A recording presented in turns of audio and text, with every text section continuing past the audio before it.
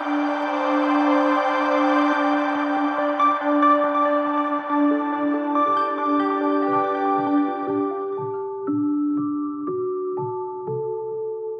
are a uniquely portable magic.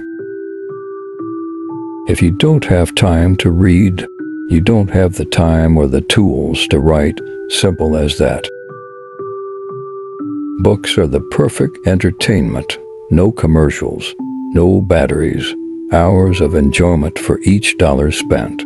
What I wonder is why everybody doesn't carry a book around for those inevitable dead spots in life. Monsters are real, and ghosts are real too.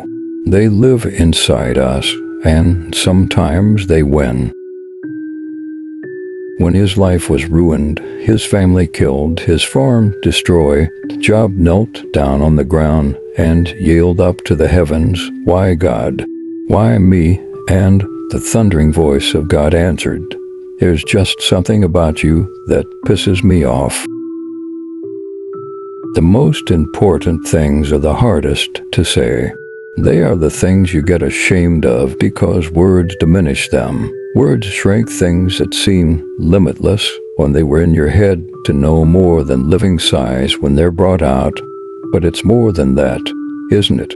The most important things lie close to wherever your secret heart is buried, like landmarks to a treasure your enemies would love to steal away. And you may make revelations that cost you dearly only to have people look at you in a funny way, not understanding what you've said at all, or why you thought it was so important that you almost cried while you were saying it. That's the worst, I think, when the secret stays locked within not for want of a teller, but for want of an understanding ear. The road to hell is paved with adverbs. The scariest moment is always just before you start. Some birds are not meant to be caged, that's all. Their feathers are too bright, their songs too sweet and wild. So you let them go, or when you open the cage to feed them, they somehow fly out past you.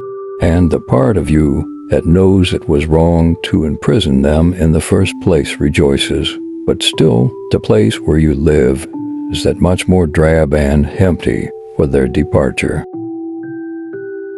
Both Rowling and Meyer, they're speaking directly to young people. The real difference is that Joe Rowling is a terrific writer and Stephanie Meyer can't write worth a darn. She's not very good. If you want to be a writer, you must do two things above all others. Read a lot and write a lot. You can, you should, and if you're brave enough to start, you will. I think that we're all mentally ill.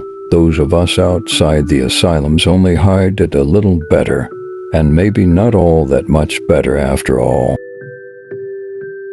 If you liked being a teenager, there's something really wrong with you.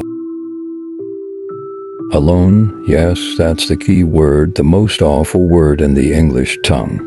Murder doesn't hold a candle to it, and hell is only a poor synonym. A short story is a different thing altogether. A short story is like a quick kiss in the dark from a stranger. Speaking personally, you can have my gun, but you'll take my book when you pry my cold, dead fingers off of the binding. The thing under my bed waiting to grab my ankle isn't real. I know that, and I also know that if I'm careful to keep my foot under the covers, it will never be able to grab my ankle. Hearts can break, yes, hearts can break. Sometimes I think it would be better if we died when they did, but we don't. Remember, hope is a good thing, maybe the best of things, and no good thing ever dies.